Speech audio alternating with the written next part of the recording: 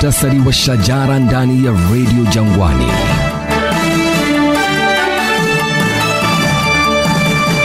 Ni saa 11 majirani Afrika Mashariki. Karibu kwenye muktasari wa shajara. Langu jina John Bosco na Teleng. Mwakilishi wadi wa Sololo John Boru ameonyesha wasiwasi wake kutokana na hali ya kiangazi kuwa mbaya katika wadi yake, suala analosema linahatarisha maisha ya wakazi kutokana na ukosefu wa chakula na maji. MCA Boru akizungumza na kituo hiki ofisini mwake amesema kuwa idadi kubwa ya watu hawana uwezo wa kupata chakula, labda kupitia msaada kidogo wa mashirika au kupitia serikali kuu. Chakula anachosema ni kidogo. Kwenye suala la maji anasema kuwa ofisi yake imetembelea idara ya maji ya Marsabit ili kushughulikia kuharibika kwa visima vinavyotegemewa na wananchi. Licha ya kusema kuwa msaada kidogo wa chakula uwafikia wakati mwingine kutoka serikali ya kitaifa, bado kuna haja ya watu hao kusaidiwa na mashirika ya kibinafsi na hata kupitia mkono wa kaunti.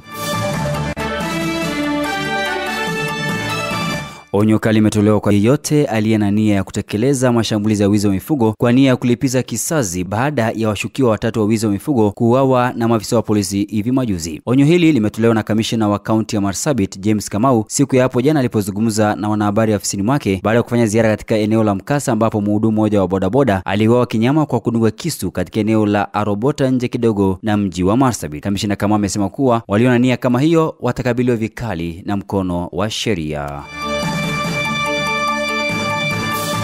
Wagonjwa wanaougua ugonjwa wa kalaza katika hospitali ya Laisamis level 4 katika kaunti ya Marsabit wanaendelea vyema. Haya ni kwa mujibu wa mkurugenzi mkuu wa hospitali hiyo Liban Wako. Akizungumza na meza ya habari ya Radio Jangwani kwa njia ya simu, Wako ametaja kwamba tayari wagonjwa 10 wameruhusiwa kwenda nyumbani hii leo baada ya kulazwa hospitali humo na kupokea matibabu kwa muda. Hata hivyo, Wako amesema kwamba kwa sasa hali ya waliokuwa wamelazwa ipo imara huku wakiendelea kupokea matibabu chini ya uangalizi wa maafisa wa afya.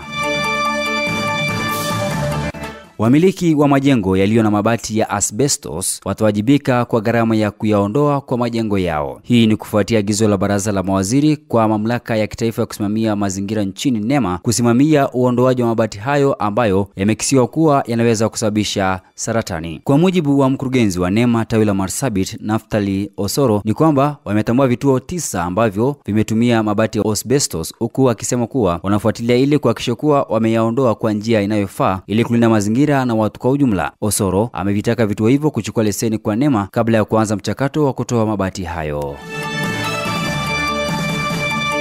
Wito umetolewa kwa viongozi wa kisiasa kaunti ya Isiolo kutoingiza siasa kwenye masuala ya elimu. Ni wito ambao umetolewa na Sheikh Ahmed Set ambaye ni mwenyekiti wa muungano wa viongozi wa kidini Interfaith katika kaunti hiyo. Kwa mujibu wa Set ni kuwa siasa kama hizo huenda zikahujumu hatua zilizopigwa katika sekta hiyo ya elimu Isiolo. Watu wote wanaonufaika na mpango wa Inua Jamii wana hadi tarehe 15 mwezi Machi mwaka 2025 kuchukua pesa zao kutoka kwenye akaunti za benki. Haya ni kulingana na katibu wa masuala ya kijamii na wakongwe Joseph Motari ambaye ameonya kuwa pesa hizo ambazo hazitakuwa zimechukuliwa na wenyewe kufikia tarehe hiyo huenda zikarudishwa kwa Wizara ya Leba na masuala ya kijamii. Ni muktasari msikilizaji, lazidi kusikiliza Radio Jangwani na kupekua ama kudekua mitandao ya kijamii kwa habari zaidi. Nitarejea tena hapa saa 10 jioni kwa shajara japo kimuktasari na baadaye saa 1 jioni kwa shajara kamili. Langu jina John Bosco na Teleng. Huu ni muktasari wa shajara ndani ya Radio Jangwani.